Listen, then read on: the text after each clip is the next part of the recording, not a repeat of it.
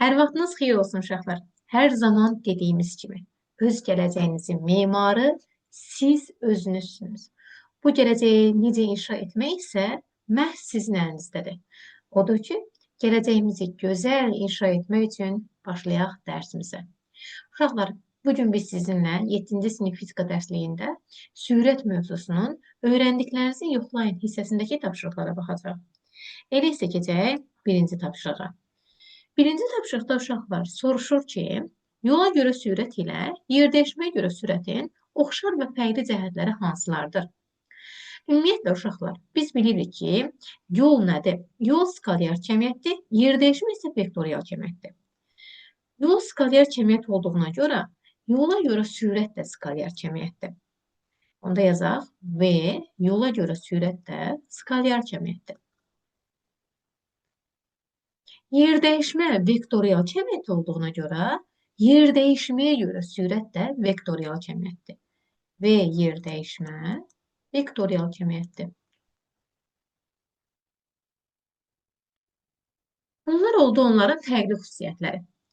İndi oxşar xüsusiyyətləri müəyyənləşdirək. Oxşar xüsusiyyət ondan ibarətdir ki, uşaqlar, biz bilirik ki, hər ikisi sürətdir, sürət anlayışıdır. Sürətin də vahidi nədir? Metr bölsün saniyədir. Yəni, hər ikisinin oxşar xüsusiyyəti ondan ibarətdir ki, hər ikisinin də sürəti vahidi metr bölsün saniyədir. Hər ikisi də spidometr vasitəsilə ölçülür. Yəni, oxşar cəhətləri bundan ibarətdir. İkinci tapşırığa baxaq. İkinci tapşırıqda bizdən soruşur ki, yola görə sürət, yerdəyişməyə görə sürətin ədədi qiymətindən kiçik ola bilərmi? Cavabınızı əsaslandırın. Uşaqlar, ümumiyyətlə, yola görə sürət, yerdəyişməyə görə sürətdən kiçik ola bilməz. Səbəb nədir? Çünki yol yerdəyişmədən heç vaxt kiçik ola bilməz. Ən maksimum halda yol yerdəyişməyə bərabər olar. O da düz xətlə bərabər sürətli hərəkətdə. Məsələn, tutaq ki, cisim A-dan B-yə düz xət boyunca gəlib, A-dan B-yə. Tutaq ki, 5 metr gəlibsə, cismin getdiyi yolun uzunluğu da 5 metrdir, yer dəyişməsi də 5 metrdir. Amma əyri xətli hərəkətdə, baxın, tutaq ki, mən bu cismi əyri xətli hərəkət etdirsəydim, bu zaman əlbəttə ki, yer dəyişmədən böyük olmuş olacaqdı. Tutaq ki, yolum olacaqdı 7 metr, yer dəyişməm isə yenə də 5 metr. Yəni, buradan belə nəticə çıxırıq ki, yol yer dəyişmədən heç vaxt kiçik olmadığı üçün yola görə sürət də yer dəyişmədən heç vaxt kiçik ola bilməz. Üçüncü suala keçək. Üçüncü sualda deyir ki, sınaqdan keçirilən robot əvvəlcə A nöqtəsindən 240 metr düz xət üzrə, sonra isə radiusu 42 metr olan yarımçevrə üzrə hərəkət edərək B nöqtəsinə çatdı. Sonra o, B nöqtəsindən düz xət üzrə A nöqtəsinə qayıtdı və bütün yola 50 dəqiqə vaxt sərf etdi. İndi bizdən soruşur ki, yola görə və yerdəyişməyə görə sürəti tapaq. Başlayaq uşaqlar prosesə. Biz bunu həll etmək üçün burada özümüzə bir yer ayıraq. Baxın uşaqlar, hansı formada gedib əvvəlcə bir özümüz üçün analiz edək. Cisim əvvəlcə, yəni robot əvvəlcə A nöqtəsindən 240 metr, bax, bura qədər gəlib. Daha sonra buradan isə yarımçevrə boyunca B nöqtəsinə gəlib çıxıb. Bu nöqtəyə qayıtdıqdan sonra cisim B nöqtəsindən düz xət boyunca A nöqtəsinə gəlib. İndi biz bu yolun uzunluğunu tapmalıyıq. Əvvəlcə müəyyənləşdirdiyimiz kimi A-dan B-yə gedib, bu 240 metrdir. Hələ olduğu kimi yazacağım bura. 240 üstünə gəlsin, el bərabərdir, çünki yolu tapıram. Daha sonra baxın burada yarımçevrə boyunca hərəkət edib. Yarımçevrə boyunca hərəkət etdiyinə görə mən çevrənin uzunluğu düsturundan istifadə edib bu yolun uzunluğunu tapacağım. Bunu ayrıca burada qeyd edirəm ki, siz rahat şəkildə görə biləsiniz. Bilirik ki, çevrənin uzunluğunun düsturu L bərabərdir 2 pi r-dir. Yarımçevrə dediyinə görə 2-də 1 götürəcəyik, vurulsun 2 pi r-ə. Bu da bərabərdir. 2-lər ixtisar gedir, yerdə qalır pi r. Mən indi pi-nin yerinə qoyacağım 3, radiusun da yerinə qoyacağım 42. Çünki baxın, burada radiusumuz 42. bərabərdir 126 metr. Müəyyənləşdirdim ki, deməli, cisim bu nöqtədən yarımçevrə boyunca B nöqtəsinə gələnə qədər 126 metr yol gəlib. Daha sonra, baxın, indi müəyyənləşdirirəm ki, cisim artıq B nöqtəsindən geri qayıdıb. Bu geri qayıtdığı zaman nə qədər yol gedəcək? Hamısını toplayacağım. Deməli, geri qayıtdığı zaman buradan düz xətt üzrə gəldiyinə görə 42 metr budur, 42 metr də budur. İndi soruşacaqsınız ki, 42 metrin olduğunu hardan bildim? Çünki bu radiusdur. Radius olduğuna görə 42 metr aşağıda, digər hissədə radiusdur, 42 metr aşağıda olmuş oldu. Digər uzunluq isə 240 metr olduğu kimi qalacaq. Çünki buradan bura qədər olan məsafəni artıq verib bizə. Yuxarıda 240. İndi əlimdə olanların hamısını yazıram bura. Yarım çevrə olmuşdu 126. Yazdım. Üstünə gəlsin 42 və 42. Hər ikisini istəyirsiniz belə yazın. Üstünə gəlsin 240. Bunları toplasan 690 metr yolun uzunluğunu müəyyənləşdirmiş olacam. İndi mən yola görə sürəti tapdığıma görə zamanımız var 50 dəqiqədir. Baxın, yuxarıda göstərib 50 dəqiqə vaxt. 50 dəqiqəni çevirməliyəm saniyəyə. Onda olacaq 50 vurulsun 60 bərabərdir 3000 dəqiqə 1000 saniyə. İndi V yola görə sürəti tapsam bərabərdir 690 bölünsün 3000. Bu da müəyyənləşəcək ki, bu da bərabər olacaq 0,123 metr bölünsün saniyə. İndi müəyyənləşdirdik ki, yola görə bizim sürətimiz 0,123 metr bölünsün saniyədir. İndi bizdən soruşur ki, daha sonra yer dəyişməyə görə sürət niyə bərabərdir? Yer dəyişməyə görə sürət uşaqlar, bilirsiniz niyə bərabər olacaq? Buradakiləri silim, sizə aydın olsun hər şey. Yer dəyişmə nədir? Yer dəyişmə cismin başlanğıc və son nöqtəsini birləşdirən istiqamətlənmiş düz xətt parçasıdır. Cisim A nöqtəsində hərəkətə başlamışdır, düzdür? Bu cisim hərəkət edib yarımçevrə boyunca B nöqtəsinə, daha sonra yenidən qayıtmışdır A nöqtəsinə. Demək ki, bu cismin başlanğıcda A nöqtəsidir, sonu da A nöqtəsidir. Əgər başlanğıc və son eyni nöqtəyə düşürsə, bizim yer dəyişməmiz niyə bərabər olacaq? S yer dəyişmə əlbəttə ki, sıfıra bərabər olacaq. Əgər yer dəyişmə sıfıra bərabərdirsə, V yer dəyişməyə görə də sürət sıfıra bərabərdir. Deməli belə, müəyyənləşdirdik ki, yola görə sürət 0,23 metr bölünsün saniyədir.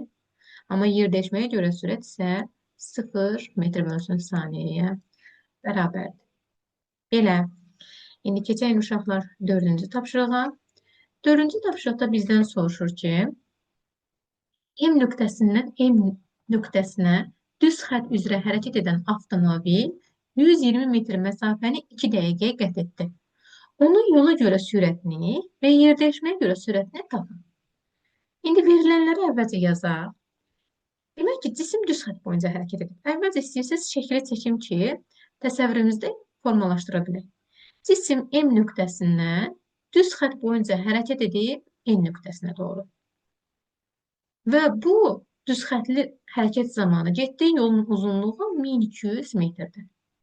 Və bu 1200 metr yol getmək üçün 2 dəqiqə zaman sərf edir.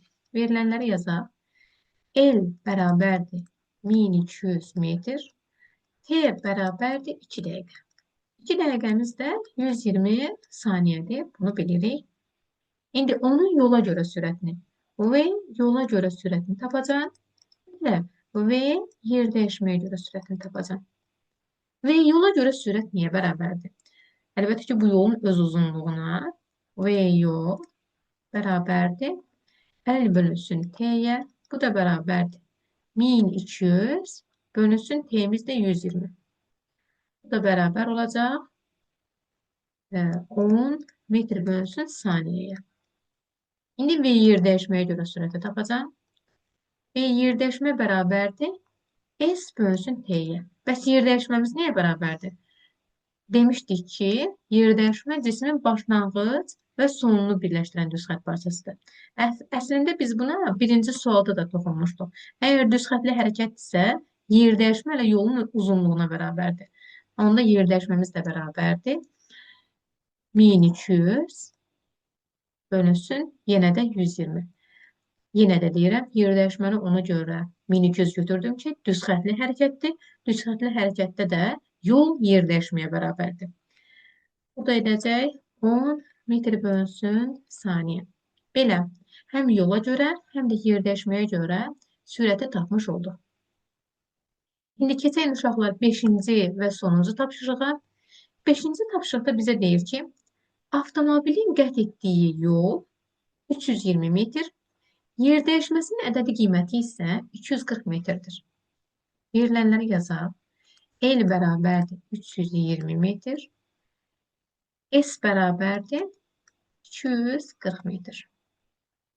Yola görə sürət V yola görə sürət bərabərdir 72 km bölünsün saat olarsa, yerdəyişməyə görə sürətini tapacağım. V yerdəyişmə bərabərdir son şəxsinə. Tapaq, baxın uşaqlar, burada bizdə nə var? Eğildiyi kimi yol var və yola görə sürət var. İkisini birləşdirən bir düsturumuz var da bizim. Nədir? Deməli, L bərabərdir V vurulsun T-yə. Bundan istifadə edək və zamanı tapaq. V yol bərabərdir L bölünsün T-yə. Buradan zamanı tapsam, L bölünsün V yola və L'imiz 320 bölünsün V yolumuz. Uşaqlar, əvvəlcə bunu çevirək. 72 km bölünsün saatı düzdür. 72 km bölünsün saatı metr bölünsün saniyəyə çevirmək lazımdır mütləq. Başqa vahidlərdən istifadə etmək olmaz. Əgər burada metr, burada kilometrdən istifadə edirəmsə, o zaman mənim məsələm düzgün olmaz. Hər ikisi eyni vahidlər sisteminə gəlməlidir. 72 km bölünsün saatı çevirəndə olacaq 72 əmsal qalır öz yerində. Saatın yerində 3600, çünki saniyəyə çevirirəm. Kilometrin də yerində 1000. Bərabərdir. Sıfırlar ixtisar gedir. 36 ilə də 72 ixtisar gedir. Burada qalır 2. Cavab 20 metr bölünsün saniyə. Bax, görürsünüz, indi yaza bilərəm. Çünki metrlə ifadə elədim. Burada da yol metrləndir. Yerinə qoyacam. Bərabər olacaq 16 saniyə. Tapdım ki, mənim zamanım 16 saniyədir. Bax, bu zaman həm yerdəyişmək üçün də keçərlidir, yol üçün də keçərlidir.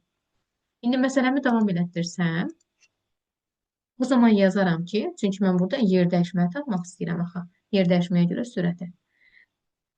T bərabərdir 16 saniyə, mən bunu tapdım. Yerdəyişməmiz nə qədərdir? Baxın, burada yazmışdım, 240.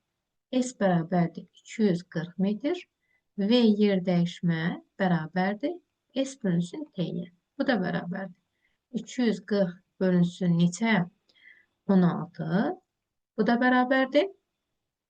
Edəcək 15 metr bölünsün saniyə. Belə, artıq biz həm yerdəyişməyə görə, həm də yola görə sürəti müəyyənləşdirmiş olduq. Belə uşaqlar, ümid edirəm ki, məsələlərin izahı sizə aydın olmuş oldu. Və sonda hər zaman dediyim kimi uşaqlar, öz gələcəyinizin memarı məhz siz özünüzsünüz. Bu gələcəyi gözəl inşa etmək üçün gələn görüşlərə dək. Sağ olun uşaqlar.